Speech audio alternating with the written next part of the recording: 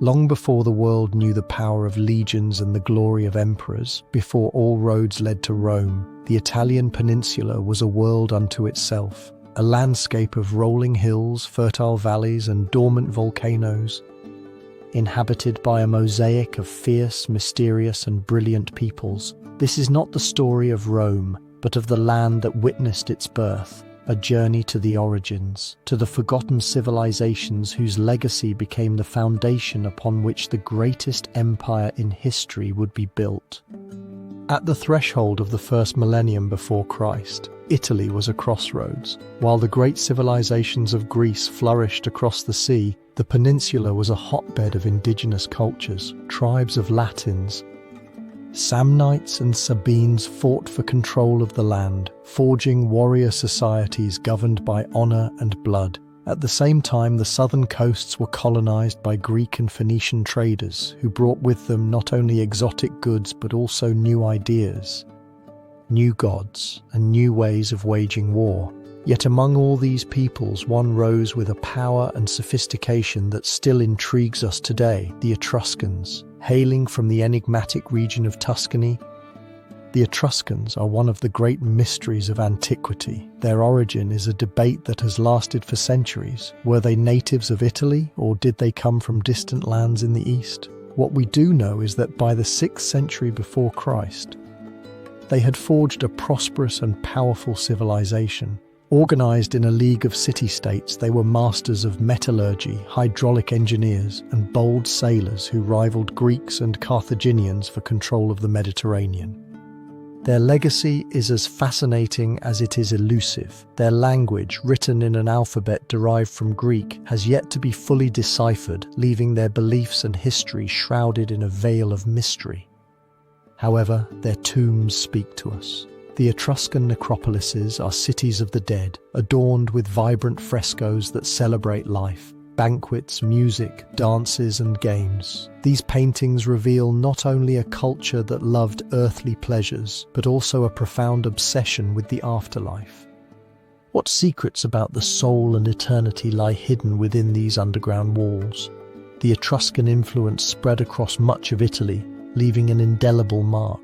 They were the ones who taught the Italic peoples the arts of divination, urban planning, and the construction of arches and aqueducts. Their kings, such as the dynasty of the Tarquins, would come to rule a small marshy village of shepherds on the banks of the Tiber River.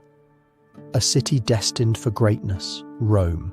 But the relationship between the Etruscans and the Italic peoples was not one of simple control. It was a complex dance of war, trade, and cultural assimilation. The Latins, the Sabines and the Samnites, were proud and warlike peoples. Conflicts over control of the land were constant and brutal. In this relentless environment, survival depended on military cunning and the ability to forge alliances.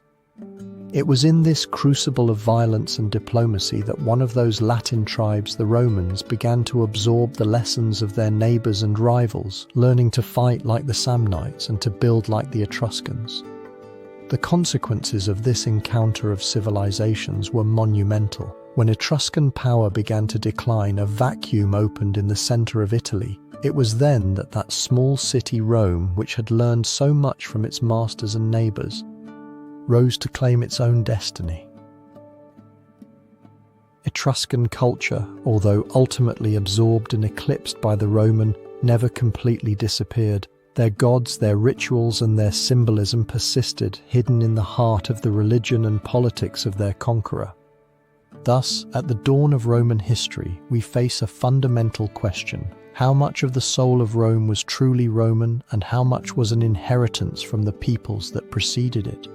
The history of Italy is not a simple tale of the victory of one civilization over others, but a complex saga of fusion, conflict, and transformation. As the shadows of the Etruscans fade, the stage is set for the rise of a myth. In the next chapter, we will explore the legendary foundation of Rome, a story of gods, wolves, and fratricide that would not only give rise to a city, but would define the relentless character of an empire destined to rule the world. If you're enjoying the video, give it a like and subscribe to see more content from the channel. The cultural diversity of the peninsula gave rise to one of the most remarkable narratives of ancient history, the founding of Rome. In the 8th century before Christ, Italy was a mosaic of cultures. Among them, the Etruscans and the Italic peoples coexisted, but no power had yet emerged to unify the region. This context of diversity and rivalry would serve as the breeding ground for the history that was to come.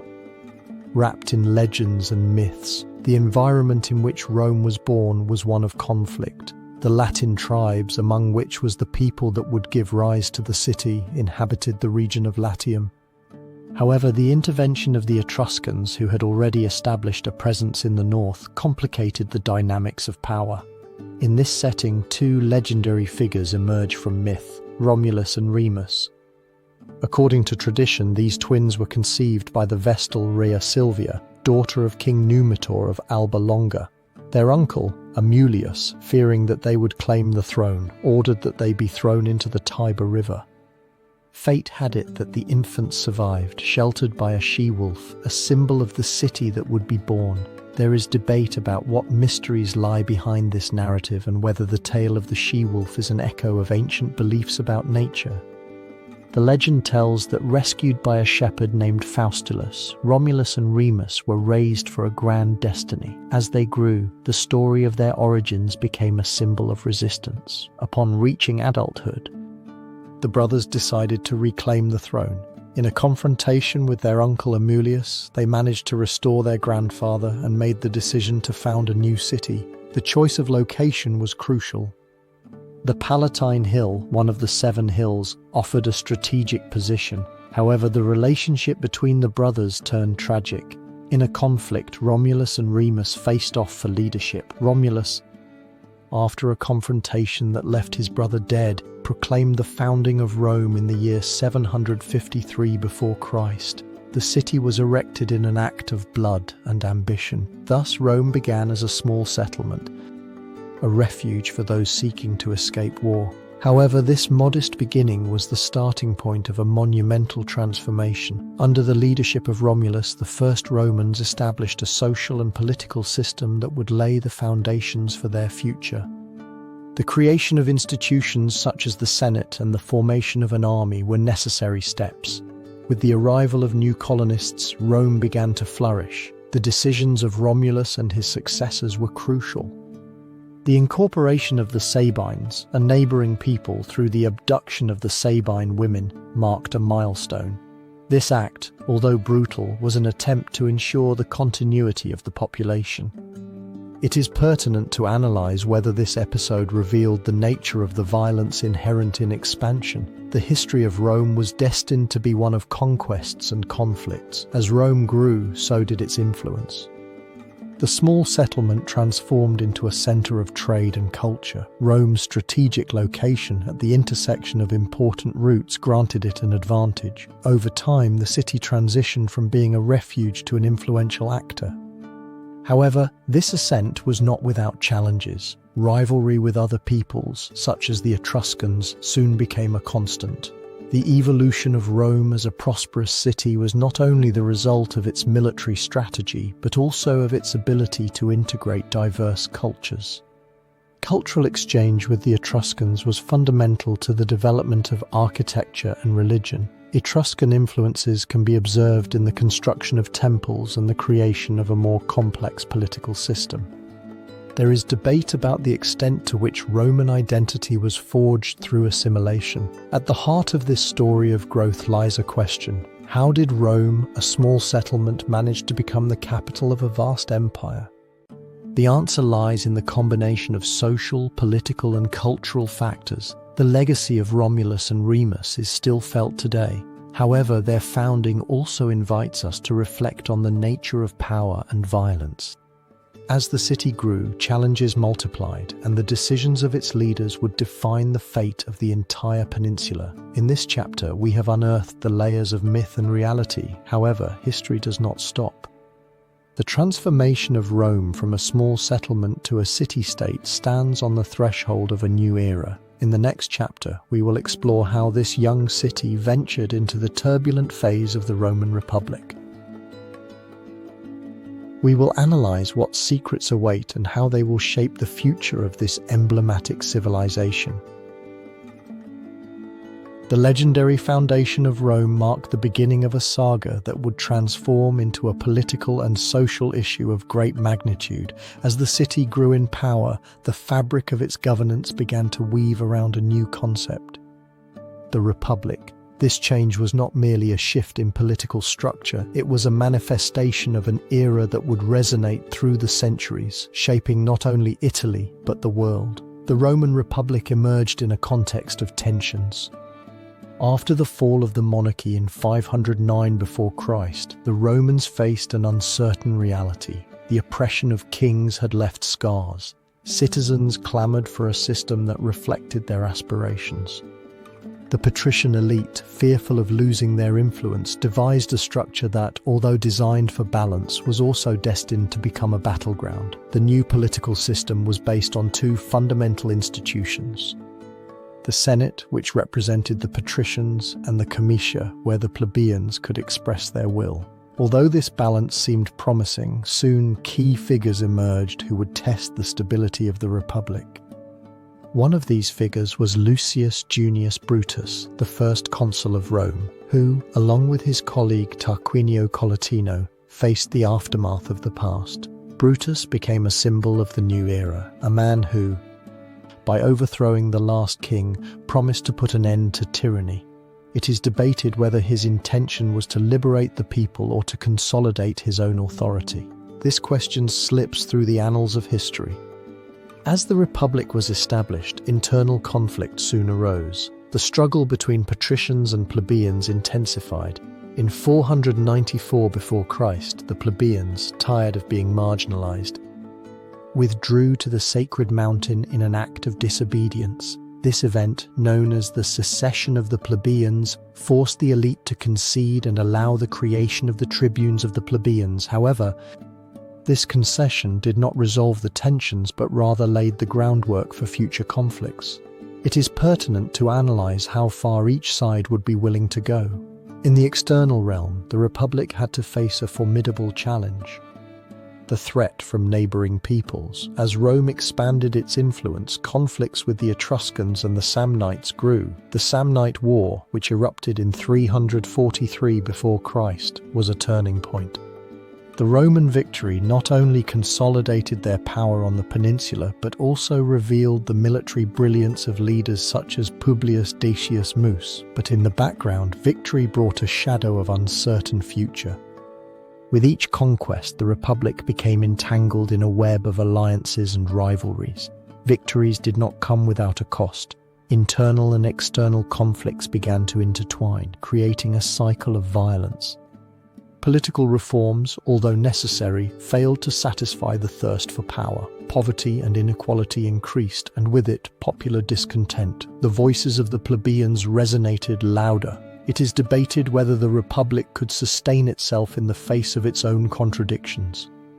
By the end of the 4th century before Christ, the legacy of the Republic was at a crossroads. The struggle for power had defined its existence. Political instability and external threats marked a period of uncertainty.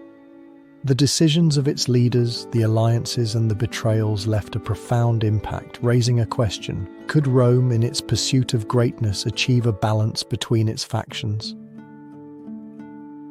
The repercussions of these events would reverberate, leaving unanswered questions.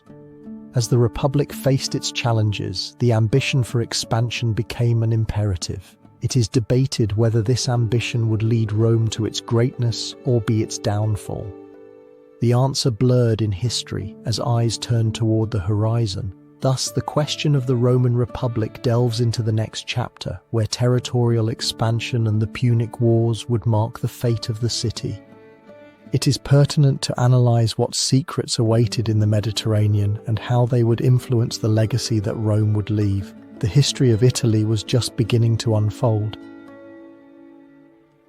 The creation of the Republic became a territorial issue that would mark the history of the Italian peninsula. In the 3rd century before Christ, Rome, still under the republican system, found itself at a turning point. The ambition for expansion intertwined with the need to secure its borders. while the threat of rival powers such as Carthage loomed over the Mediterranean. This period, laden with conflicts, would become the stage for the Punic Wars, battles that would not only define the fate of Rome but also leave a mark on the ancient world. The tensions between Rome and Carthage, a city-state in present-day Tunisia, arose from competition for control of trade. Carthage, with its formidable fleet, represented a direct threat.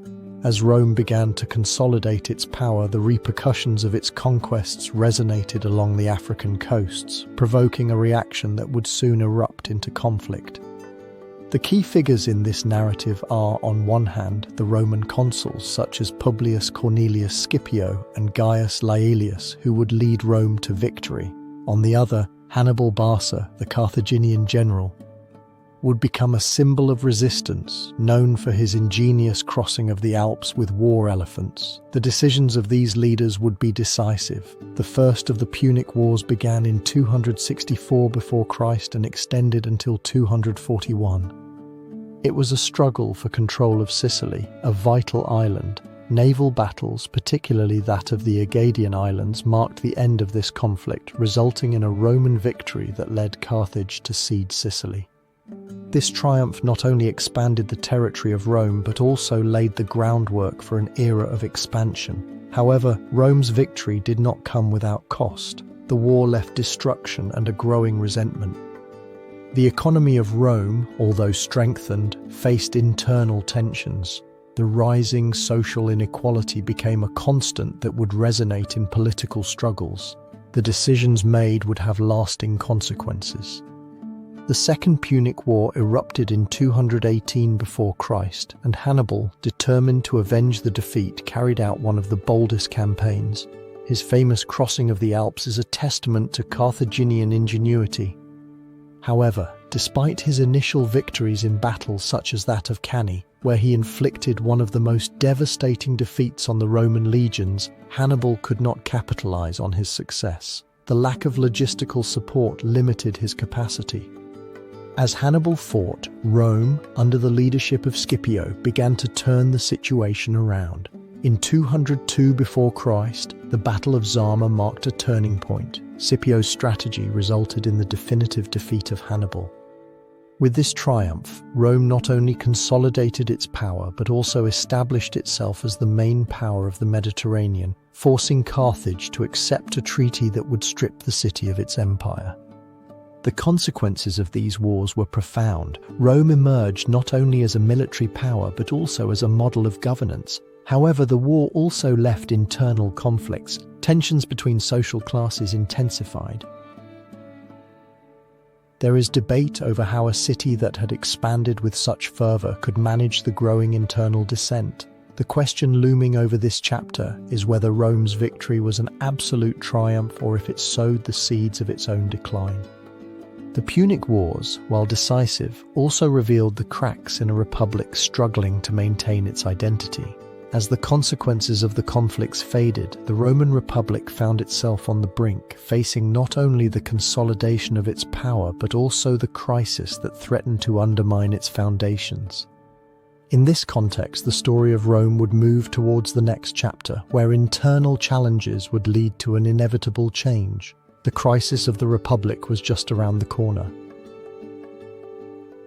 The Roman expansion overflowed the borders of the Republic, plunging Rome into an abyss of social and political tensions that would transform its structure. As the Roman Republic expanded, its glory was overshadowed by internal discord. The repercussions of military victories resonated among the citizens, but beneath that surface, a tumult of discontent began to brew. Historical context. In the 2nd century before Christ, Rome had reached an unprecedented level of power. The Republic had become the unquestionable ruler of the Mediterranean. However, this expansion brought about a profound and complex process of transformation. While the patrician elites accumulated wealth, the plebeian class found itself trapped in a spiral of poverty.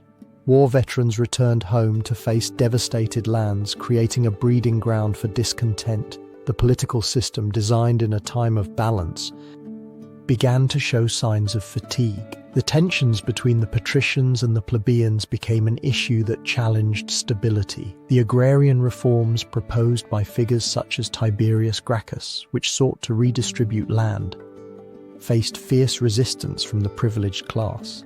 Thus, the struggle for power turned into a high-stakes game, where the decisions of a few could alter the fate of thousands. Key figures and decisions. Among the main actors were Tiberius and Gaius Gracchus, brothers who would become symbols of the fight for social justice. Tiberius, in the year 133 before Christ, dared to challenge the status quo by proposing the Sempronian agrarian law. However, his attempt at reform was perceived as a threat by the powerful, and his assassination in the year 133 before Christ marked the beginning of a period of violence. His brother Gaius, determined to continue the legacy, also ventured into the turbulent waters of politics. His proposals, which included the creation of colonies and the implementation of a system of free grain, unleashed a wave of opposition. In the year 121 before Christ, Gaius was finally cornered, and his death marked a point of no return. Political violence had become institutionalized. Development of events throughout the 2nd century before Christ. The situation became more precarious. The social war, which lasted from 91 to 88 before Christ, erupted as a result of tensions between Rome and its Italic allies who sought to obtain the same rights. This conflict not only revealed the fragility of the Republic, but also exposed the cracks in the system. The legions, which had once been a symbol of glory, became an instrument of power for ambitious generals such as Marius and Sulla. The figure of Marius emerged as a charismatic leader. His army reform, which allowed the recruitment of soldiers from the landless, transformed the legions into a force loyal to their generals rather than to the state. Thus, the armies became tools of personal ambition. The battle of arms became political, and authoritarianism began to surface. The power struggles between Marius and Sulla culminated in a civil war, where the loyalists of each faced off in a conflict that left the Republic divided. Sulla, after defeating Marius, became dictator, marking a milestone. His government was characterized by terror and proscription, where thousands of opponents were executed. The Republic, which had been a symbol of participation, found itself in the hands of a single man. Immediate consequences. The decisions of the Gracchi, Marius, and Sulla not only altered the course of history, but also laid the groundwork for a new era of instability.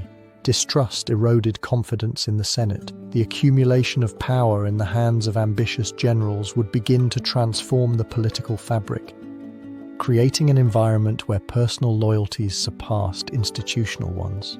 The legacy of the crisis of the Republic can be observed in the subsequent rise of figures such as Julius Caesar, who would capitalize on the discontent.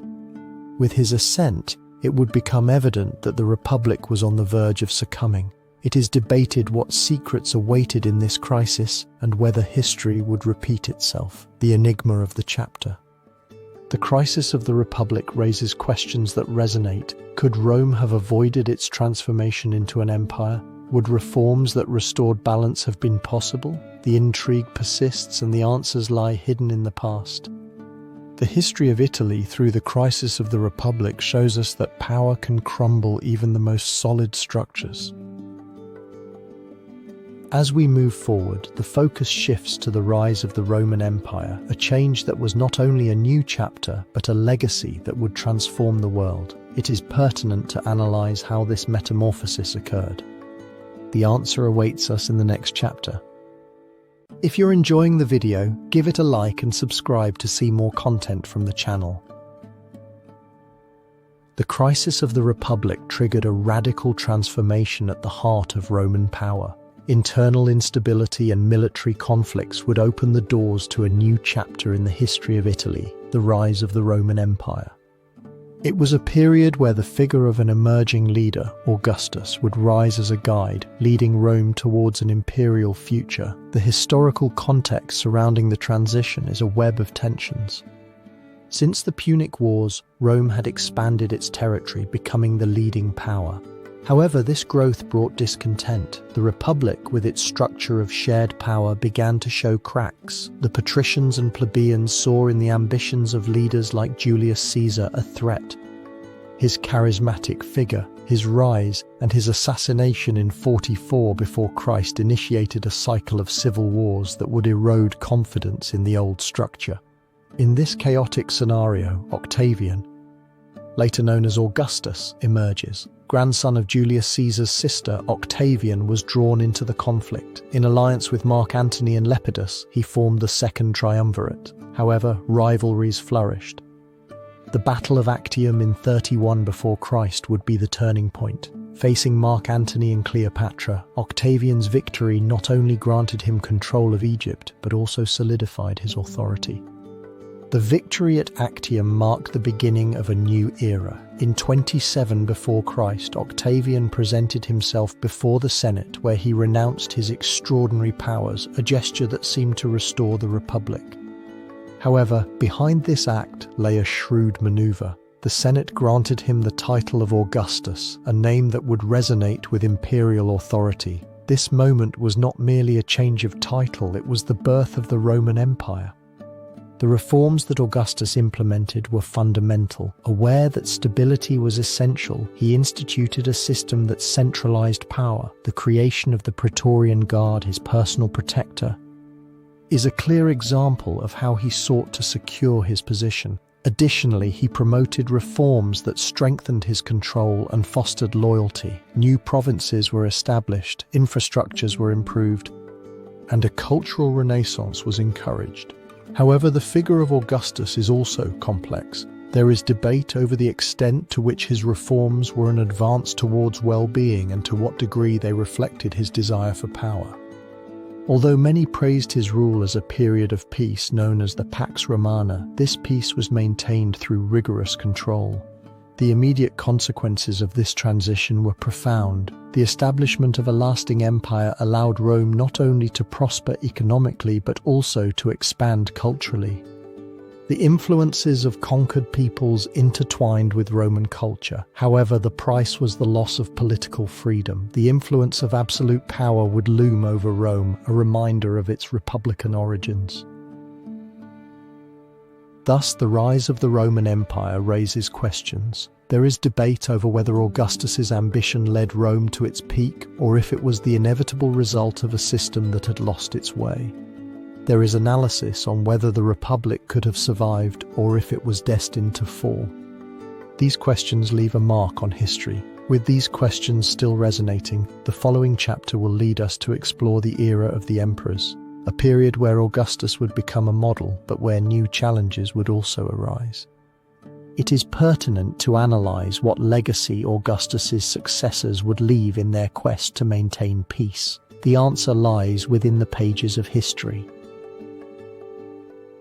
The Roman peace ushered in an era of transformation that would shape the destiny of Rome. The era of the emperors, a period spanning from the Julio-Claudians to the Severans, presents itself as a matter filled with complexities, where glory and decline coexist. At the heart of this chapter, we will unravel the threads of power, ambition, and betrayal that defined the empire. The historical context in which this era unfolds is crucial. Following the consolidation of power under Augustus, Roman politics became a web of intrigues where the emperor stood as a symbol of stability, but also as a target of rivalries. The Roman peace provided a respite, but social tensions and corruption would soon emerge. Citizens, caught between splendor and growing inequality, began to question the cost of this prosperity. In this context, key figures emerged forcefully. Augustus, the architect of the new order, not only restored the appearance of the Republic, but also laid the foundations for a centralized system. His successor, Tiberius, although a shrewd administrator, became trapped in paranoia, leading to a government marked by repression. Betrayal lurked, and the figure of Caligula, with his extravagance, became a symbol of the madness of absolute power. The story of the Julio-Claudians unfolds in a landscape of excesses. Claudius, the hesitant emperor, managed to expand the empire, while his wife, Agrippina, wove intrigues, ensuring the rise of her son Nero. The latter, initially seen as promising, soon became engulfed in his own ambition, leading the empire into decline. As we progress, the arrival of the Flavians brings a new approach. Vespasian, after the civil war, aims to restore confidence, but not without facing resistance from the senators. The construction of the Coliseum, a symbol of Roman greatness, is a manifestation of the magnificence and excesses of an empire. However, opulence cannot erase discontent. The development of events during this period is characterized by a succession of emperors who, in their struggle to consolidate power, often become their own enemies. The dynasty of the Antonines, with figures such as Trajan and Hadrian, offers a respite. Trajan, known for his expansionist policies, brings the empire to its greatest extent. However, dissatisfaction persists, and the legacy of these emperors is a double-edged sword. The immediate consequences are profound. The consolidation of imperial power brings a more efficient administration, but also a distancing from the people. The figure of the emperor becomes a symbol of divinity, generating a cult of personality. At the same time, tensions between the Senate and the emperor intensify, creating a cycle of violence. It is debated whether imperial power was a gift or a curse. The question of the chapter looms over us. How is it possible that an empire that reached such heights could at the same time be the stage for so much corruption? As history moves toward the dynasty of the Severans, discontent rises, paving the way for a new era of crisis. At this point, it is inevitable to wonder how the Romanization of Italy will be affected by the changes to come. The era of the emperors, although marked by greatness, is also a reminder of human fragilities. It is pertinent to analyze what secrets lay in the depths of Rome, ready to be revealed. The consolidation of imperial power was a time when the Roman Republic began to strengthen its influence. Internal and external struggles not only shaped its political structure, but also sowed the seeds of a cultural transformation.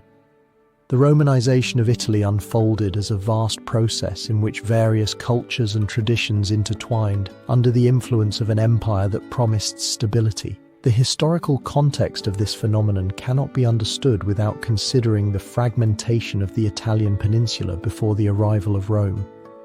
Etruscan communities and Italic peoples lived in a mosaic of rivalries. Etruscan culture, for example, with its sophisticated art, had established itself as a center of civilization. However, as Rome flourished, a process of cultural absorption began. Roman leaders, aware of the need for unification, made strategic decisions. The figure of Gaius Julius Caesar, although emerging later, was already gestating in the collective consciousness. His ambition to expand territory would be fundamental. Nevertheless, it was the Roman Senate that adopted policies favoring assimilation. The granting of citizenship rights to certain non-Roman groups was a gesture that would open the doors to greater integration. The development of events leading to Romanization can be divided into several stages. First, the construction of infrastructures such as roads and aqueducts not only facilitated trade but also served as a symbol of Roman power. Roads in particular became arteries connecting various regions, allowing the circulation not only of goods but also of ideas. The famous phrase, "all roads lead to Rome," reflects the centrality of the city. As Rome expanded, so did its cultural influence. The Latin language began to impose itself as the language of administration, stripping local languages of their preeminence. This change was not immediate. Local traditions, although threatened, did not disappear. Many adapted and merged with Roman practices, creating a rich syncretism. There is debate about how Italic communities felt about this transformation and whether they accepted it or viewed it as a threat. The immediate consequences of Romanization were profound. Roman art and architecture began to flourish, with the construction of temples and forums that not only reflected the power of the empire, but also offered localities a sense of belonging. At the same time, the system of Roman laws was implemented, laying the foundations for a more efficient administration. However, this unification came at a cost: the loss of cultural diversity and the possible resistance of communities. The question looming over the Romanization of Italy is the following: was this process of assimilation a true unification or a form of subjugation that sought to erase local identities? As cities flourished under Roman auspices, ancestral cultures began to fade. It is pertinent to analyze what secrets awaited in this transformation. The Romanization of Italy was not only a political phenomenon, it was a complex intertwining of conflicting identities. The history of this era invites us to reflect on the dynamics of power. As we delve into the next chapter, we will discover how this Romanization was threatened by the crisis of the 3rd century, a period that would test the essence of the empire. We will analyze whether the Roman Empire would be able to maintain its cohesion.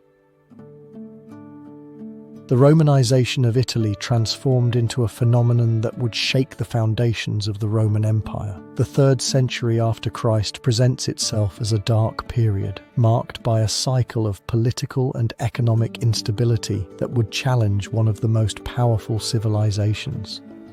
In this context, decay would resonate in every corner of the vast empire, from the banks of the Tiber to the borders of the Danube and the Rhine. On the threshold of this crisis, the Roman Empire enjoyed a period of expansion.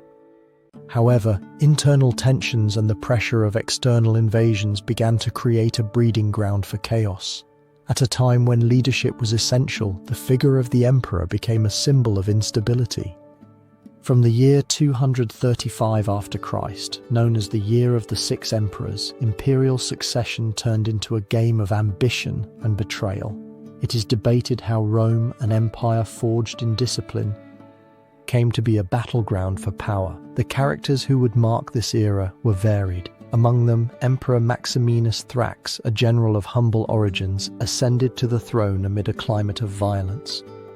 His reign, which extended from 235 to 238, was characterized by autocratic governance and brutality towards his opponents. Maximinus became a feared figure. It is debated whether his aggressiveness was the cause of the disintegration or a reflection of the disintegration already in progress.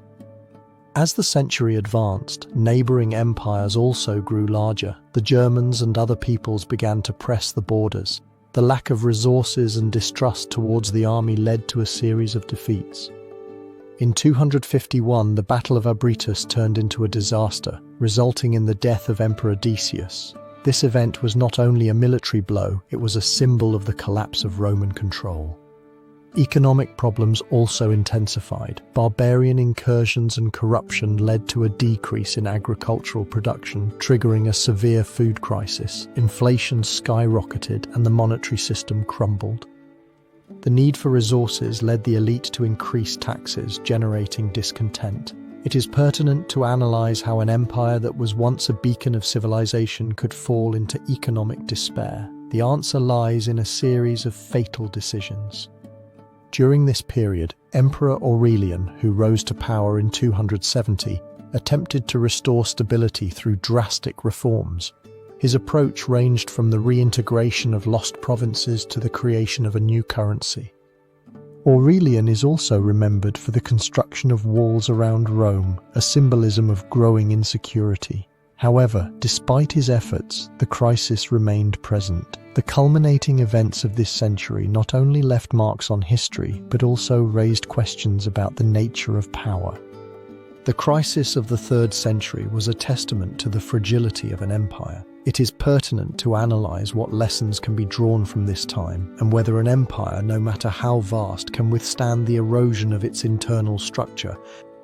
The consequences of this crisis were profound. First, the weakening of central power led to an increase in provincial autonomy, laying the groundwork for the future division of the empire. The bitterest lesson was that, despite attempts at restoration, the legacy of distrust had run deep. As the crisis faded, its effects still resonated. However, the question that would remain unresolved was whether the Roman Empire could recover, and if so, at what cost. The struggle for survival had begun. As the Romans faced their uncertain future, the empire prepared for a transformation.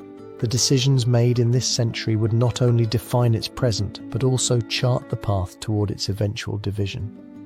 Against the backdrop of the crisis, the empire was forced to rethink its structure, a prelude to the imminent division. Soon, the repercussions of that division would resonate, establishing the foundations of a new chapter. The separation of the empire into East and West. History, like a river, carries us from one question to another, and thus we prepare for the next chapter. The crisis of the 3rd century gave way to a monumental change. At the threshold of the 4th century, the vast Roman Empire found itself at a crossroads. The incessant internal struggles and invasions had worn down the structures of the empire. Decay loomed over the Italian peninsula, and the decisions that would be made would shape a new order. Thus, in the year 395 after Christ, one of the most significant divisions occurred. The Roman Empire fragmented into two entities, the eastern part known as the Byzantine Empire and the western part which would approach its end. The historical context in which this separation took place is fundamental. By the late 3rd century and early 4th century, the empire was no longer the same. The reforms of emperors such as Diocletian and Constantine had attempted to revitalize it, but the political ecosystem was fragmented. The tensions between the regions were palpable. The western provinces felt increasingly disconnected from a capital preoccupied with palace intrigues. Meanwhile, in the east, Constantinople emerged as a new center of power, attracting those disillusioned by instability. Among the key actors were emperors such as Theodosius I, who, after his death, would divide the empire between his two sons, Arcadius, who would rule from Constantinople, and Honorius, who would remain in Rome. This decision, seemingly administrative, would have repercussions that would reverberate. It is debated whether it was a solution or the beginning of a decline. The division of the Roman Empire was not a simple change of administration, it was an act that redefined geopolitics. While the Eastern Empire remained relatively strong, the Western Empire began to crumble. The narrative progresses with the arrival of Germanic invasions, such as that of the Visigoths under Alaric, who in the year 410 besieged Rome. This event, a manifestation of Roman fragility, left the peninsula in despair. The legions, once invincible, became shadows. The immediate consequences of this division were felt not only politically but also socially and culturally. Italy, once the heart of the empire, transformed into a mosaic of conflicting kingdoms. The fall of Rome in 476 after Christ, with the deposition of the last emperor, Romulus Augustulus, marked the end of an era and the beginning of another, where the emerging city-states would define the future. Culture, art, and the economy would be profoundly affected, leaving a legacy that would be a subject of study in the following centuries. The true question of this division lies in the questions it leaves behind. It is debated whether this fragmentation could have been avoided and what would have become of Italy if the empire had remained united. Reflections on these questions resonate in the remnants of ancient Rome. As the repercussions of the fall of Rome faded, a new era began. Medieval Italy was being forged in the aftermath of an empire that, despite its disappearance, would continue to influence. The political fragmentation, the arrival of Germanic kingdoms, and the challenges that medieval Italy would face are the threads that will intertwine the coming history. The division of the empire transformed into a deafening repercussion that would resonate through the centuries. The fall of the Western Roman Empire was not an isolated event, but the result of a complex series of occurrences that unfolded over decades, plunging Italy into an abyss of uncertainty and transformation. In this chapter, we will unravel the threads of this story, exploring how the splendor of Rome faded, leaving behind a legacy of unanswered questions. On the threshold of the 5th century, the Italian peninsula was in a state of decay. The empire, at its peak, had managed to consolidate a vast territory, but decline began to loom over its splendor. Internal struggles, corruption, and the leaders' inability to confront external threats intertwined in a fabric of instability. Roman society, once a model of organization, found itself divided, with a population suffering from growing discontent. Among the actors in this story, figures such as Emperor Honorius, who ruled from 393 after Christ, emerge as key players. The court of Rome, which used to be a symbol of power, had become a refuge of intrigues. The decisions of these emperors, often influenced by self-interested advisors, led to a weakening of central authority. It is pertinent to analyze which fateful decisions led to the loss of control over the provinces and, ultimately, to the fall of the city. As the years progressed, a series of Germanic invasions began to further destabilize the state of Rome. The Visigoths, under the leadership of Alaric, crossed the borders in an act that would symbolize the beginning of the end.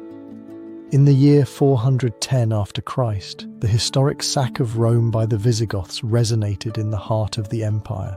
The city, which had been the center of the civilized world, found itself at the mercy of forces that had once been considered marginal.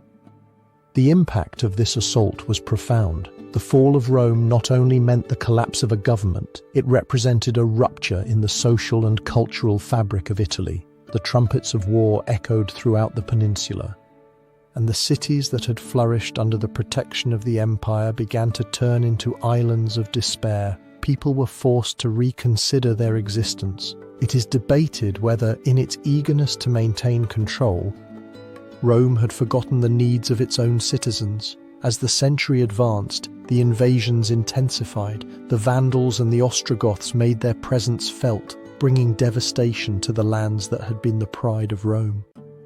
In 455, the sack of Rome by the Vandals left the city in ruins. The decisions of Roman leaders who attempted to negotiate with the invaders proved to be futile. The administration's inability to act decisively was a determining factor. In this dark horizon, the figure of Odoacer, a Germanic general, emerged as a symbol of change. In 476, he overthrew the last emperor, Romulus Augustulus, marking a milestone that many historians consider the end of the Western Roman Empire. However, the fall of Romulus did not signify the disappearance of Roman culture. Italy, although torn, would continue to be a melting pot of cultures. The immediate consequences of the fall of Rome were devastating. The peninsula fragmented into small kingdoms. The economy, which had depended on trade, faltered, leading to a regression in urban life. The Roman administrative structures crumbled, leaving a void that would be filled by new powers. But the real question that looms over this story is how such a vast empire could fall into ruin. It is debated whether it was the result of misguided decisions, internal corruption, or deeper forces at play. The fall of Rome was not only a political collapse but a change of era, a moment when the past began to fade, leaving questions about the identity of Italy. As we contemplate fallen Rome, we find ourselves on the brink of a new era. Medieval Italy looms, a period characterized by fragmentation. With each step, we glimpse how the seeds of history are sown in the soil of change. It is pertinent to analyze what new forces emerge and what legacy the Germanic kingdoms will leave behind. History moves forward, and the next stage promises to be as intriguing as the fall itself. The fall of Rome opened the doors to a period of fragmentation that would define the history of Italy during the Middle Ages. The collapse of the Western Roman Empire in 476 after Christ left a power vacuum that the Germanic kingdoms rushed to fill. The peninsula became a mosaic of small states, each struggling for survival. Amidst this disorder, the ancient Roman cities, once centers of culture, began to fade under invasions and instability. The political fragmentation of Italy during the Middle Ages was characterized by the dissolution of central authority, a fact that left the territories at the mercy of external powers and feudal lords. With the collapse of Rome, Germanic tribes such as the Ostrogoths and the Lombards emerged as the new sovereigns, establishing kingdoms that, although temporary, would profoundly mark Italian identity. It is pertinent to analyze who these new rulers were and what their intentions were. The Ostrogoths, under the leadership of Theodoric the Great, managed to unify much of Italy by the end of the 5th century. Their reign was characterized by an attempt to maintain Roman culture, which allowed them to enjoy relative stability. However, the death of Theodoric in 526 marked the beginning of fragmentation once again. Internal struggles weakened their legacy and would lead to the invasion of the Byzantines, who, under the command of Justinian, sought to reconquer the ancient territory. The conflict between the Ostrogoths and the Byzantine Empire was not only military but also a clash of civilizations. The Byzantines, defenders of Greco-Roman culture, encountered a world that had begun to adopt Germanic customs. The war, which broke out in 535, was devastating. The campaigns of Belisarius, the Byzantine general, led to the capture of cities such as Rome and Ravenna, but at a high cost. The peninsula, already weakened, was marked by suffering. It is pertinent to analyze what legacy would remain from this war. Over time, Byzantine control would also be threatened by the advance of the Lombards, a Germanic tribe that settled in the north in the 6th century. This new wave of invasions led to the creation of the Lombard kingdom. The Lombards, although less interested in maintaining Roman structures, would adopt their legacy, establishing a feudal system that would further fragment the territory. The ancient provinces became duchies, each governed by nobles. Amidst the shadows of this fragmentation, key figures emerged. One of them was the Duke of Benevento, who played a crucial role. As Lombard power consolidated, Byzantine influence faded. However, the Catholic Church, increasingly powerful, would become a fundamental actor seeking to preserve the unity of Christendom. The role of the Church could not be underestimated. With the Pope in Rome, the influence of Christianity expanded, offering a sense of cohesion. The conversion of the Germanic peoples was not only a religious act, but also a political strategy. It is debated whether this was enough to unite a divided country. As the 8th century progressed, the balance of power continued to change. The arrival of the Franks, led by Charlemagne, would alter the landscape. In the year 774, Charlemagne defeated the Lombards and proclaimed himself King of Italy, uniting a vast territory. This event represented a new chapter, one that, while promising stability, also raised new questions about identity. The legacy of Charlemagne would be a mix of light and shadow. On one hand, his empire brought a cultural revival, the Carolingian Renaissance, which revitalized the arts. On the other, the centralization of power sowed the seeds of future divisions. Fragmentation, far from being eradicated, would transform, giving way to a new era of struggles. Medieval Italy presents itself as a remarkable issue. Between the struggle of the Germanic kingdoms and the growing power of the Church, complex relationships were woven. The question persists: could Italy once again find its unity, or was it destined to remain divided? The fragmentation of Italy during the Middle Ages is a reflection of a country in constant change, where the past intertwines with an uncertain future. As history progresses, the peninsula prepares for a new rebirth. The Carolingian Renaissance, which lies on the horizon, promises to be a turning point. It is pertinent to analyze whether Italy was ready to rewrite its destiny. The fragmentation of Italy transformed into an unexpected opportunity. On the threshold of the 9th century, the peninsula was divided, a mosaic of kingdoms struggling to establish their identity. Amid this confusion, a new power was emerging, the Carolingian dynasty. Under the leadership of Charlemagne, the Carolingian Empire expanded across Europe, and its influence would soon be felt in northern Italy, where its cultural and political renaissance was beginning to resonate. The historical context of this renaissance lies in a period of decomposition of the Roman order, where central authority had dissolved. The city-states had become small fiefdoms. However, with the arrival of Charlemagne in the year 800, after being crowned Emperor of the Holy Roman Empire, a new era opened. His vision was clear: to restore the glory of Rome and unify the peoples, a goal that, despite his ambitions, would face obstacles. Among the key figures of this time, Charlemagne stands out for his ability to consolidate power. Aware that culture was fundamental, he undertook reforms that would transform intellectual life. He promoted the study of the arts and theology, driving what we now know as the Carolingian Renaissance. This movement sought not only to revive the classical legacy, but also aspired to create a new European identity. Charlemagne's decisions regarding education were decisive.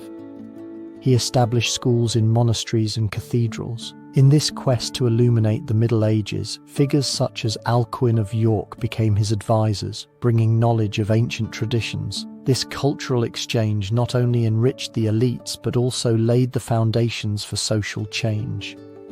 As events unfolded, the Carolingian Renaissance spread in northern Italy with remarkable vigor. The cities that had been battlefields began to flourish as centers of learning. In Pavia, the capital of the Lombard kingdom, new norms were instituted that promoted trade. In this environment, monasteries became beacons of knowledge where classical manuscripts were copied. It is pertinent to analyze whether this was a true revitalization or merely a manifestation of past glories. However, not everything was smooth sailing. Tensions between local nobles and Carolingian authority were palpable. As Charlemagne consolidated his power, the dukes, who had enjoyed autonomy, began to feel the pressure. Resistance manifested in revolts. The Battle of Roncesvalles in 778, although occurring on the Iberian Peninsula, resonated in Italy as a reminder that Carolingian authority was not guaranteed. There is debate over whether the cultural Renaissance could survive the rebellion. The immediate consequences of the Carolingian Renaissance were profound. The unification of the peninsula around a cultural identity, although fragile, allowed for the establishment of a sense of belonging. Charlemagne's educational initiatives not only fostered an intellectual rebirth but also facilitated an unprecedented cultural exchange. However, the question persists as to how effective these reforms were in such a turbulent environment. The issue of the chapter lies in the tensions that arose between the ideal of unity and the reality of a fragmented territory. Despite Charlemagne's efforts, the legacy of his Renaissance faced an uncertain future. The seeds of change had been sown, but the political circumstances were volatile. As the repercussions of the Carolingian reforms resonated in Pavia and in the monasteries, the future of Italy remained in a delicate balance. Instability loomed, and the cultural Renaissance could be just a fleeting spark. In the next chapter, we will delve into the emergence of the Italian city-states, where the rebirth of municipal autonomy and commercial activities will radically transform the landscape. The history of these urban centers promises to reveal a new level of complexity. It is pertinent to analyze what secrets these cities will hold on their path to splendor. If you're enjoying the video, give it a like and subscribe to see more content from the channel. The end of the Carolingian Empire gave way to a series of transformations that would mark the destiny of Italy. Amid the disintegration of the feudal system, a remarkable phenomenon emerged: the rise of city-states. This event would not only redefine the political map, but also lay the foundations for a cultural and commercial flourishing that would resonate throughout Europe. During the 11th and 12th centuries, Italy found itself in a state of fragmentation, where small fiefdoms fought for control. The ancient structures of power were being surpassed by a new order. In this context of change, cities began to resurge as centers of trade and culture, opening a chapter characterized by competition and innovation. The cities of Venice, Florence, Milan, and Genoa emerged as powers in this new landscape. Venice, with its strategic location, became a maritime emporium that dominated trade with the East. In its canals, the stories of bold merchants were woven. The fascination with the exotic was reflected in Venetian art and architecture. For its part, Florence, under the influence of the Medici family, emerged as a center of creativity. This city, which in the 15th century would become the cradle of the Renaissance, was not only a financial hub, but also a melting pot of artists and philosophers. It is pertinent to analyze how a city of relatively small dimensions could become the epicenter of a cultural movement that would transform Europe. Meanwhile, in the north, Milan was consolidating itself as a military and economic power. Thanks to its fertile territory, the Sforza dynasty, which would govern the city, made crucial decisions. Under their leadership, Milan would become a center of military innovation. Genoa, on the other hand, rose as a rival to Venice. The naval battles between these two cities not only reflected economic competition, but also the struggle for political influence. The decisions of their leaders, such as Andrea Doria, a Genoese admiral, would mark the course of naval history. This rise was not limited to the commercial sphere. The rivalry between cities also fostered an environment of creativity. Artists such as Botticelli and architects like Brunelleschi flourished, driven by the patronage of the elites. It is pertinent to analyze what secrets lay behind the doors of the palaces where these works were conceived. The city-states also began to establish alliances, often marked by temporary agreements and betrayals. The Lombard League, formed by several northern cities, was a response to the threat of the Holy Roman Empire. The pacts and wars revealed not only ambition but also the fragility of alliances. However, the impact of this renaissance was twofold. While the cities prospered, the countryside often remained in the shadows. Peasants, trapped in a cycle of debt, began to question the system. It is debated whether the splendor of the cities came at the cost of the suffering of many. As time progressed, the city-states also became embroiled in internal conflicts.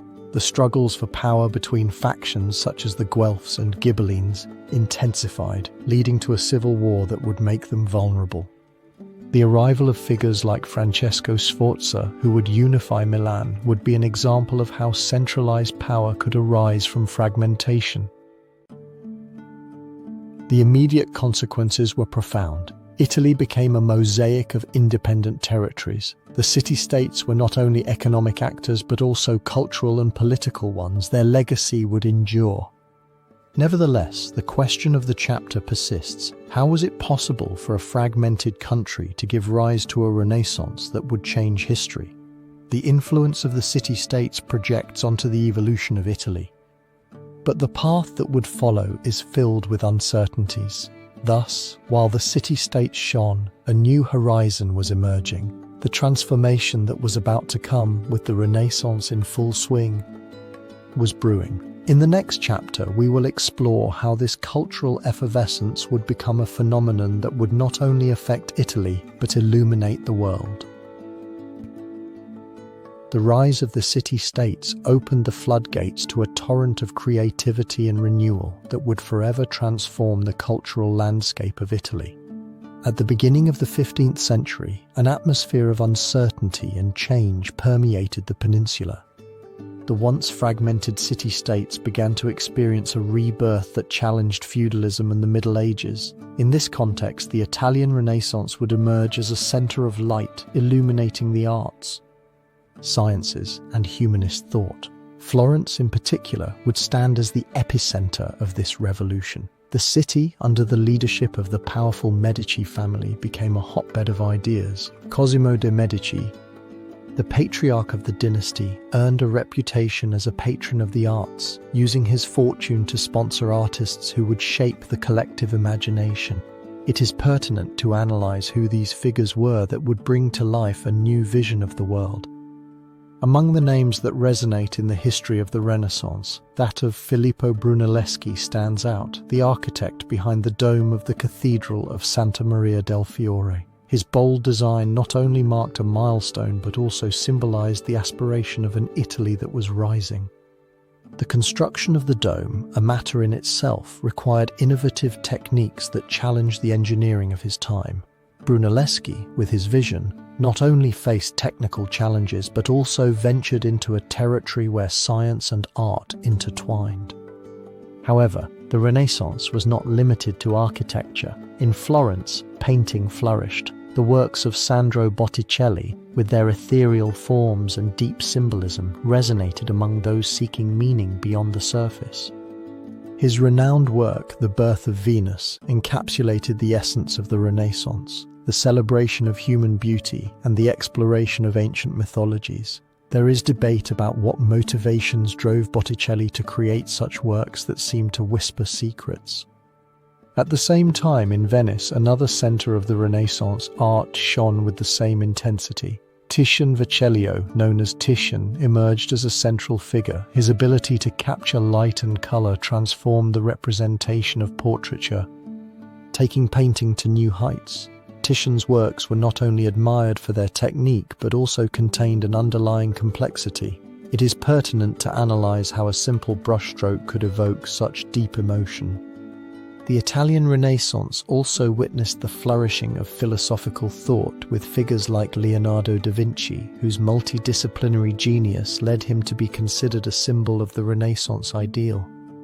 Da Vinci not only painted masterpieces like The Last Supper and the Mona Lisa, but also ventured into anatomy and engineering. His notebook reveals a world of curiosity. There is debate about what secrets his scribbles concealed and whether he was a visionary or simply a man trapped within the limits of his time. As the Renaissance deepened, the consequences became evident. Humanist ideas, which promoted the value of the individual, spread. Universities began to flourish, and education was democratized. However, with the rise of knowledge, tensions also emerged. The Church, which had maintained a tight grip, began to view this new thought with suspicion. There is debate about whether this spark of enlightenment could lead to confrontation. The question of the Italian Renaissance does not reside solely in its achievements, but also in the questions it left behind. It is pertinent to analyze how an era marked by instability could give rise to an unprecedented cultural flourishing, and whether it was an inevitable phenomenon or a product of unique circumstances. As we explore these questions, we find ourselves at the threshold of a new era where the Condottieri, military leaders, would begin to take center stage. The transition to the next chapter serves as a reminder that the Renaissance, although enlightening, was also a time of conflict. Against the backdrop of art, the Condottieri emerge as figures who would shape the destinies of the city-states in a cycle of violence and glory. Thus, the history of Italy continues amidst complexities and lights on a journey that still holds secrets. The Renaissance transformed into a battleground where blood and ambition intertwined in a fabric of shifting loyalties. In the 14th century, Italy found itself engulfed in a whirlwind of disunity, where the city-states fought for control. In this fragile and fragmented context, the Condottieri, military leaders who commanded mercenary armies, would emerge as decisive figures in the war landscape, marking a tumultuous chapter in the history of the peninsula. The Condottieri were mercenaries, but their role transcended the pursuit of monetary rewards. In an environment where loyalty was ephemeral, these leaders became the embodiment of military power that could be rented but also feared. Figures such as Giovanni Acuto and Francesco Sforza not only became key players but also left a legacy that would resonate. At the heart of this era, the political context was one of instability. The rivalries between aristocratic families, such as the Visconti of Milan and the Medici of Florence, intensified. The role of the Condottieri became central, as they offered the necessary military strength, but at a price. It is pertinent to analyze what kind of loyalties the cities could expect from men who sold their sword to the highest bidder. The key figures are remarkable. Giovanni Acuto, a Briton who arrived in Italy in the 14th century, became one of the most renowned Condottieri. In the service of Florence, his exploits on the battlefield earned him an almost mythical reputation. However, his story also raises questions about the nature of war. It is debated whether he was a hero, a villain, or simply a mercenary in an era of flexible morality. Another name that resonates is Francesco Sforza, who after a successful career rose to power in Milan. His ability to maneuver between alliances allowed him to consolidate his control and transform the power structure. Sforza, through military and matrimonial strategies, became the Duke of Milan, an example of how a condottiero could turn the fate of a city. In this environment of betrayals, the unfolding of events played out like a game of chess. Battles were fought not only in the field but also in politics. Alliances fluctuated. The 100 Years' War in other parts of Europe seemed a whisper compared to the Italian conflicts. The struggle for power was a game of cunning where the condottieri were the main actors. The immediate consequences were swift. The economy of the city-states was affected. On one hand, the hiring of mercenaries meant temporary relief. On the other, the costs often led to ruin. The dependence on the Condottieri was not only a strategic decision but a reflection of an era where war and politics were inextricably intertwined. But the question that lingers is profound. How could Italy, a land of such potential, fall into an endless cycle of wars? It is debated whether the power of the Condottieri was a blessing or a curse. As the cities fought and the mercenary leaders wove their intrigues, an uncertainty loomed, revealing the fragility of alliances built on sand. The questioning of loyalty became a constant in Italian history. As the peninsula moved deeper into the Renaissance, the influence of the Condottieri continued to resonate, leaving questions about the future of Italy. With each battle, the repercussions of their decisions whispered, asking what legacy these men would truly leave behind. In the next stage, we will explore how the power convulsions of this era set the stage for the Napoleonic Invasion, an event that would alter the political map. It is pertinent to analyze what influences of those mercenaries projected onto the history of a country still seeking its identity. The era of the Condottieri manifested explosively on the Italian peninsula. By the end of the 18th century, Italy found itself trapped in a labyrinth of tensions and fragmentations. In this context, a new actor emerged who would change the course of history: Napoleon Bonaparte. The figure of the Corsican general, a character of ambition and strategy, would rise as the architect of an invasion that would not only transform the military landscape, but also reconfigure the structures of power.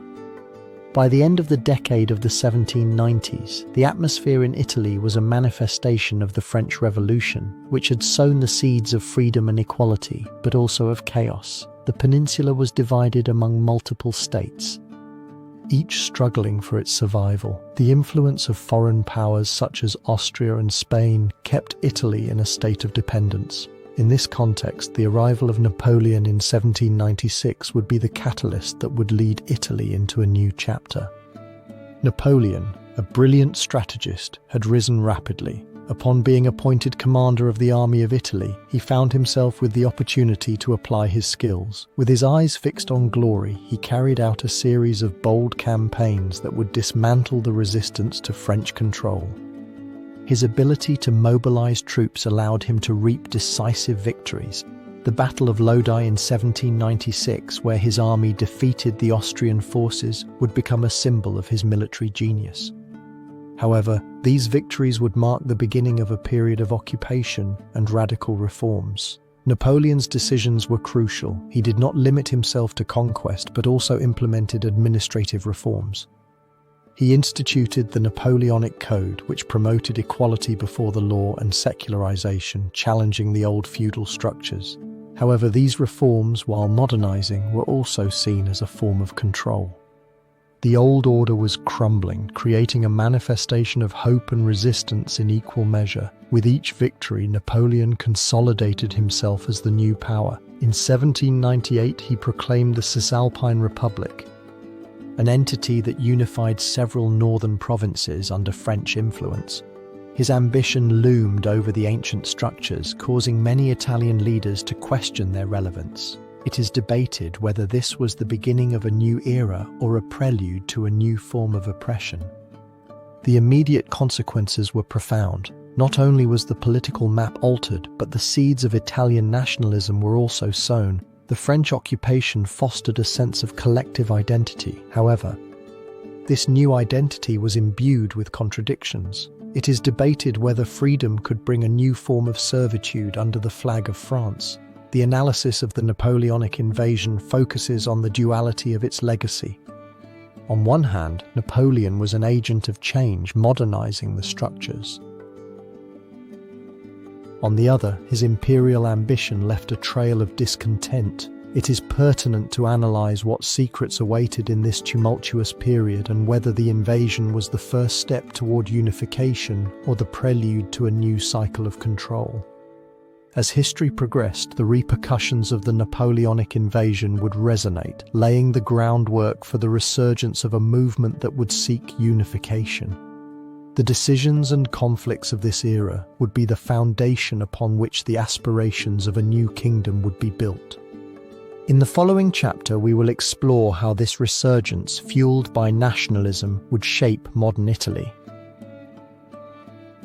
The Napoleonic invasion became a catalyst for profound changes in the Italian peninsula. As fragmentation prolonged, a fervent desire for unification began to take shape, a longing that resonated among the diverse regions of Italy.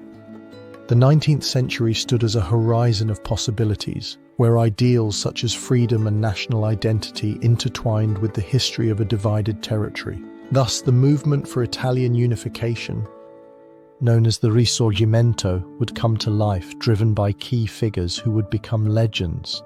The historical context that preceded this resurgence is fundamental. 19th century Italy was composed of a myriad of states, from the Kingdom of Sardinia to the Kingdom of the Two Sicilies. Each of these territories coexisted in a state of fragmentation. The repercussions of the French Revolution still resonated, carrying with them the ideas of liberty, equality, and fraternity that inspired the Italians. It is pertinent to analyze what forces truly propelled unification. Among the fundamental actors in this struggle, the figure of Giuseppe Garibaldi stands out, a revolutionary whose name became synonymous with the unifying cause. Born in Nice in 1807, Garibaldi became a charismatic leader known for his bravery. His participation in the independence wars in South America provided him with invaluable experience. There is debate about what motivations led him to leave his home in search of an ideal. Alongside him, Count Camillo di Cavour, Prime Minister of the Kingdom of Sardinia, would also play a crucial role. Cavour was a shrewd politician who understood that unification could not be achieved solely with ideals. His approach focused on diplomacy and strategic alliances, especially with France, whose emperor, Napoleon III, was seen as a key player. In 1858, Cavour signed an agreement with Napoleon III that would allow France to intervene in favour of the Sardinians in the war against Austria. It is pertinent to analyse how far he was willing to go. The development of events that would lead to unification began in 1859 when the Kingdom of Sardinia, with French support, faced Austria in the Second Italian War of Independence. The victory in battles such as Magenta and Solferino was a milestone, but it also left a trail of sacrifice. As the Sardinian troops advanced, the population of the Italian kingdoms began to raise their voices. The regions of Lombardy and Veneto joined the kingdom, and with each conquest, the idea of a united Italy became more tangible. Meanwhile, Garibaldi, in a bold maneuver, invaded the Kingdom of the Two Sicilies in 1860 with his red shirts. His expedition of the Thousand became a symbol of popular struggle. With an army of volunteers, Garibaldi managed to conquer Palermo and Naples, uniting these territories with the nascent Kingdom of Italy. However, his victory was not without controversy. There is debate about whether Garibaldi was a hero or a usurper. Finally, on the 17th of March in 1861, the Kingdom of Italy was proclaimed, with Victor Emmanuel II as its first monarch. However, unification was not a straightforward process. Despite the achievements, unified Italy faced serious challenges. The differences between the industrialized north and the agrarian south were profound, and social conflicts continued to emerge. Discontent loomed over a country that, although united, had yet to find its identity. The immediate consequences were both celebrated and problematic. Unification led to the creation of a centralized government, but it also left many regions mired in poverty. The promises of Cavour and Garibaldi encountered the harsh reality of a nation with deep divisions. The question that arises is whether Italy could overcome its differences and forge a cohesive identity, or if the aftermath of the past would continue to haunt it. The issue of the chapter rests on the fragility of this new nation. Unification was a triumph of idealism, but the true challenge was yet to come. Social and economic tensions would raise questions about the viability of the new kingdom. There is debate about whether Italy could become a strong nation, or if the legacy of its division would continue to mark its destiny. Thus, while the ideals of freedom resonated in the streets, the history of a country in search of its identity was just beginning. In the next chapter, we will explore the difficulties that Italy faced after its unification and how these defined the character of an emerging nation. The Risorgimento transformed into a new chapter for Italy, one marked by a fervent desire for unity and a series of challenges that would test the strength of its identity. Following the proclamation of the Kingdom of Italy in 1861, uncertainty loomed over the peninsula. The unification, celebrated as a triumph, concealed within it a complex web of political, social, and economic tensions. The historical context preceding these events was a fragmented Italy. While the north began to flourish, driven by the reforms of Cavour and the leadership of Garibaldi, the south, marked by poverty, felt stripped of its identity. The differences between the industrialized north and the agrarian south were not mere anecdotes. They were deep fractures. In this scenario, crucial figures emerged. King Victor Emmanuel II, a symbol of unification, faced a dilemma: how to unify such a diverse country. Beside him, Prime Minister Camillo di Cavour, a shrewd politician, pushed for modernization, seeking to balance the demands of the different territories. However, his vision encountered resistance from those who feared losing their autonomy. Meanwhile, in the streets, a new generation of citizens was awakening. It is pertinent to analyze what would happen to those who felt marginalized. The struggle for social rights intensified, especially in the south, where the agrarian and the industrial found themselves in a tug-of-war. The figure of the brigantagio, guerrillas fighting against the new regime, became a symbol of discontent. As these events unfolded, the decade of 1870 became a period of rising tensions. The annexation of the Papal States in 1870, culminating in the occupation of Rome, was a milestone, but it also ignited a conflict that would endure. The Church, which had been a pillar of society, found itself stripped of its temporal power and retreated into a state of resistance. This act of unification was a cultural war where national identity clashed with religious loyalty. The immediate consequences of these events were palpable. Resistance in the south not only continued but amplified, leading to a series of uprisings that drained the young nation. The tensions between the north and the south became a recurring theme, while poverty and illiteracy continued to plague much of the population. The new state, in its eagerness to consolidate, faced the harsh reality of a fractured country where the dream of a unified Italy began to fade. It is pertinent to analyze what legacy this unification would truly leave. With resistance resonating, the question persisted: could Italy find the necessary cohesion, or was it doomed to be a mosaic of divisions? The issue of a unified Italy was becoming increasingly complex. The complexities of this mystery would not dissipate easily as Italy entered a new phase. The arrival of the 20th century would bring radical change, where the rise of fascism, with its rhetoric of unity, would attempt to address the open wounds. Thus, the history of Italy, marked by its quest for identity, would continue to unfold. The instability of unification became the breeding ground for a phenomenon that would mark the history of Italy. At the dawn of the decade of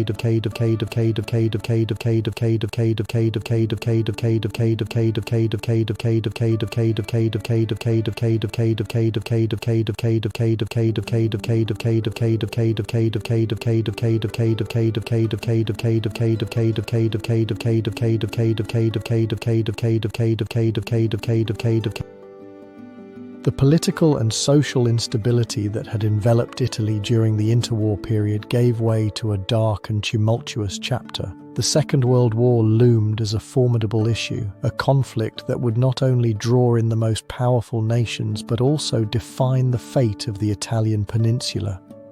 In this context, the fascist regime of Benito Mussolini, who had taken the reins of power in 1922, would become a key player. The political atmosphere in Italy was marked by oppression.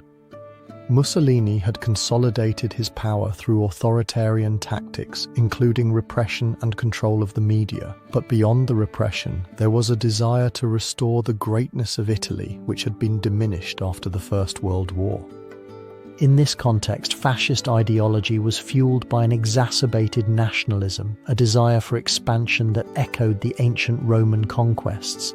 The first notes of war in Europe were sounded in September of 1939 with the German invasion of Poland. Italy, however, did not join immediately. Under the premise of neutrality, Mussolini observed, evaluating the situation. But in June of 1940, following the rapid advance of German troops and the fall of France, the Duce decided it was time to enter. With a vibrant speech, Mussolini proclaimed Italy's entry into the war on the side of Nazi Germany, convinced that victory would secure him a prominent place. Mussolini's decision was one of the most critical turning points. It not only reflected his ambition but also marked the beginning of a series of fateful decisions that would lead Italy to suffer profound consequences. The Italian army, however, was unprepared, despite the grandiloquence of the speeches. The armed forces were poorly equipped and lacked the necessary cohesion to face the Allies. Italy's first confrontations took place in North Africa. The campaign in Libya, which had been ongoing since the 30s, intensified. However, the failure of these campaigns, such as the Battle of El Alamein, where British forces defeated Italians and Germans, began to undermine the regime's image of invincibility. The combination of poor tactical decisions and lack of preparation resulted in a series of defeats. Meanwhile, on the home front, the situation became precarious. The lack of resources and the pressure from defeats generated discontent. In 1943, the situation became unsustainable. As Allied forces landed in Sicily, pressure on the regime increased. Rumors of a government collapse spread. On July 24, 1943, Mussolini was ousted by the Grand Council of Fascism, a coup that marked the end of his regime. However, Mussolini's fall did not mean the end of the war for Italy. The country plunged into even greater chaos. After his arrest, Mussolini was rescued by German forces and with Hitler's support established a new government in the north, the Italian Social Republic, a puppet of Nazi Germany. Resistance grew, with guerrillas fighting against both the Nazis and the fascists as Italy became a battleground. The consequences of Italy's participation in the war were devastating. The final defeat in 1945 left the country in ruins. More than 500,000 Italians lost their lives and the cities were marked by destruction. The war not only devastated the territory but also left scars on the social fabric. Betrayal and collaboration created divisions that would endure. The question that arises from this period is how a country that had aspired to restore its glory found itself so quickly in the abyss. Mussolini's decisions, his adherence to the Third Reich, and the lack of preparation reveal a legacy of mistakes. As Italy entered the post-war period, the need for reconstruction became palpable. The fall of the fascist regime and the defeat would open a new chapter, one that would seek to heal the wounds and build a different future. The transition to a republic and the reconfiguration of its identity would become the central themes of the next chapter. It is pertinent to analyze how Italy would manage to rise again and what lessons would be drawn from its dark past. The defeat in the Second World War led to a radical change in the fate of Italy. The conflict left the nation plunged into chaos, a manifestation of the ancient glory of its empire that resonated in the ruins of devastated cities. The influence of fascism, which had marked the preceding period, seemed to fade away, giving way to a new dawn, the Italian Republic. It is pertinent to analyze how this new destiny was forged amidst confusion and pain. The historical context that preceded the proclamation of the Republic was marked by profound disillusionment.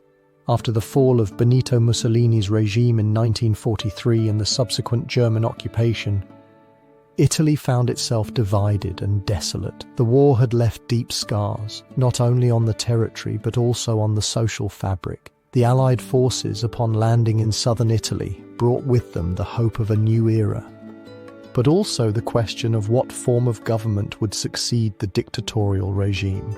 The political leaders who emerged in this environment were key figures. Among them, the former anti-fascist Alcide de Gasperi became a central figure. As Prime Minister in the provisional government, de Gasperi represented a blend of pragmatism and vision. His ability to navigate the turbulent waters of Italian politics at a time when trust was at an all-time low would prove crucial. Alongside him, the figure of Palmiro Togliatti, leader of the Communist Party, would also play a decisive role, although his ideals often clashed with those of de Gasperi. The decisions made by these leaders were decisive. While de Gasperi advocated for a democratic government and Italy's integration into Europe, Togliatti proposed a social revolution. This ideological tension raised questions about the future of the country. and the population, eager for peace, found itself at a crossroads. On the 2nd of June in 1946, a momentous event took place, a referendum that would allow citizens to decide between monarchy and republic.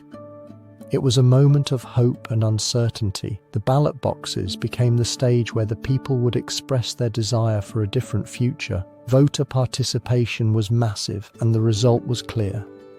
54.3% of voters opted for the Republic, bringing an end to the monarchy of the House of Savoy. The proclamation of the Italian Republic not only sealed the political fate but also symbolized a break with the past. The immediate consequences were profound. Italy faced the challenge of rebuilding itself. The new constitution, which came into effect in January of 1948, established democratic principles and fundamental rights. However, ideological divisions persisted. Italian politics became a battleground between Christian Democrats and communists, a tug-of-war that would mark the following decades. Yet, despite these advances, the path to stability was not easy. In a country that had experienced authoritarianism, the question lingering in the air was whether Italy could truly find peace and cohesion. The issue of the Italian Republic resided precisely in its ability to integrate a fragmented society. Thus, as a new era began to resonate in Rome, the question arose of how this new order would sustain itself. The Italian Republic had been born, but its future was a topic yet to be unveiled. It is pertinent to analyze whether Italy could become a center of stability in a continent marked by the scars of war. With an eye on reconstruction, the next chapter would focus on the economic miracle that would follow this political rebirth. The transformation of the country would be a testament to its resilience, but also a reminder that the aftermath of the past never truly disappears. The secrets of this new Italy remain to be explored. The proclamation of the Republic became an unexpected opportunity. In the midst of the ruins of the Second World War, Italy found itself in a state of desolation. The cities, worn down by bombings, were a reflection of a country that had lost its way.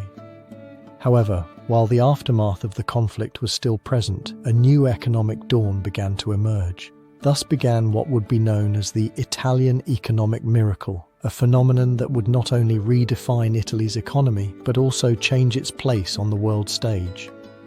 The historical context of this Renaissance is crucial. In the years following the war, Italy faced a grim landscape. The economy was devastated and the population traumatized. Hunger and poverty were constant.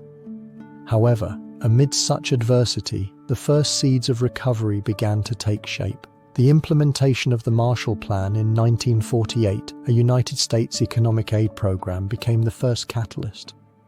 This plan not only injected capital but also helped modernize industry and foster European cooperation. As the 1950s progressed, key figures emerged. Alcide de Gasperi, Prime Minister from 1945 to 1953, was fundamental. His vision of a modern and prosperous Italy, anchored in democracy, created a favorable environment for growth. Under his leadership, Italy joined the European Coal and Steel Community in 1951.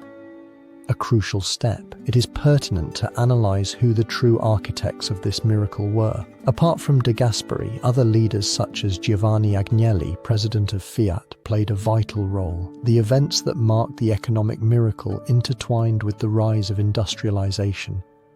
The production of consumer goods began to flourish. Factories that had been closed reopened. The automotive industry, led by Fiat, became a symbol of this renaissance. The production of the Fiat 500, a small car, became an emblem. This boom was not limited to the automotive sector. Industries such as textiles and fashion also experienced unprecedented growth. The impact of these events was immediate.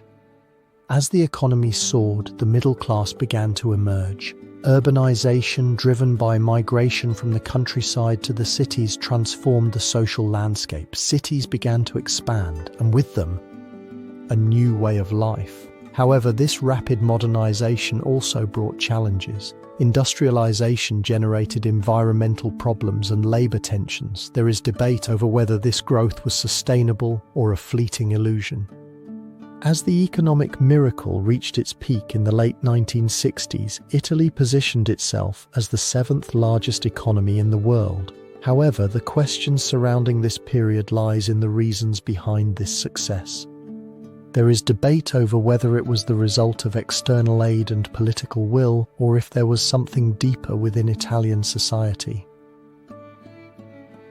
Social tensions, silenced by growth, began to surface, suggesting that the past could still threaten the future. Thus, while the country celebrated its new status, it also prepared to face the challenges ahead. Economic prosperity brought a complex web of problems that would manifest in the following years. The lingering question is how a country rising from the ashes of war can, at the same time, be on the brink of a social crisis.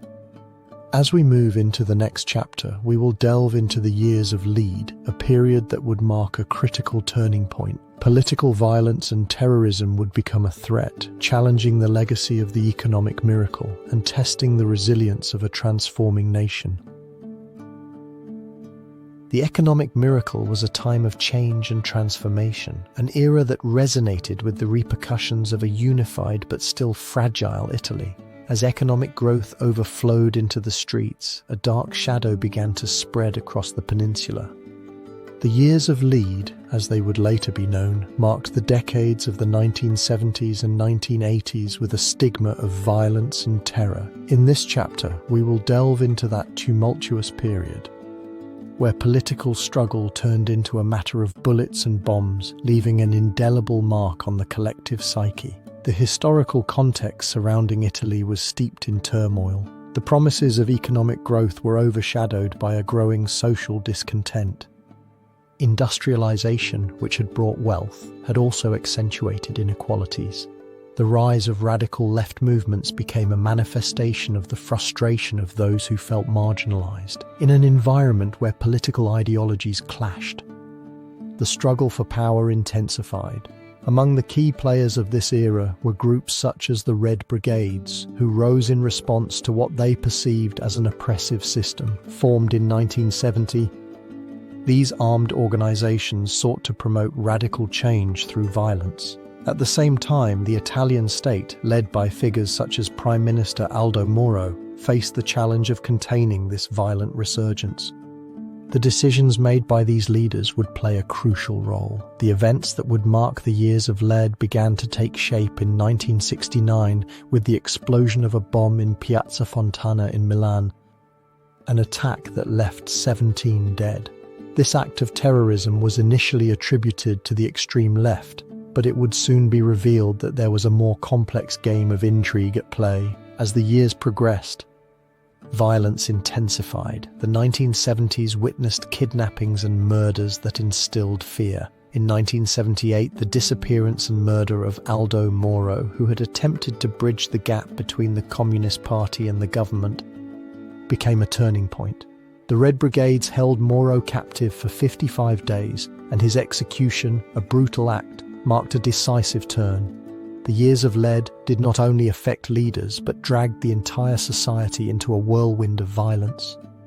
Citizens became hostages of an undeclared war. The government's response, often repressive, generated a vicious cycle of retaliation. The 1980s brought an intensification of attacks, now not only from the Red Brigades but also from the extreme right, such as the neo-fascist group NAR, which sought to further destabilize the order. The immediate consequences were devastating. The public's trust in its institutions eroded. The economy, although growing, was affected by instability.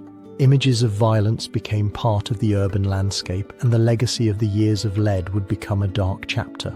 However, the question that lingers in the collective memory is what truly provoked this wave of violence. There is debate over whether it was the result of an unavoidable ideological conflict or a calculated manipulation. The answers to these questions remain contested. It is pertinent to analyze what secrets lay hidden in this tumultuous history. The years of lead left a legacy of trauma, but they also awakened a sense of resistance that pushed civil society to fight for change.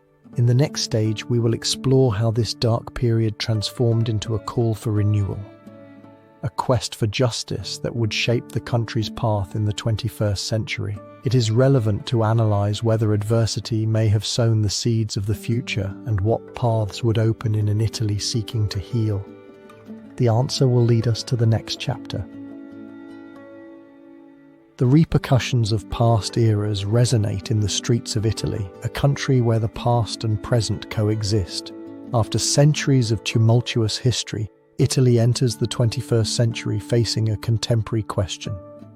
How can such a vast legacy adapt to the challenges of a rapidly transforming world? The transition between the end of the 20th century and the new millennium marked the beginning of an era filled with challenges, where politics, economics, and culture intertwine in a mosaic of tensions. The political context of Italy in this century is rooted in a history of instability. The Italian Republic, established after the Second World War, has traversed a path riddled with crises. On the threshold of the new century, Italy faces a fragmented political system. Corruption and distrust towards institutions have fueled discontent. Political scandals, such as the Tangentopoli case in the 1990s, left scars on public perception and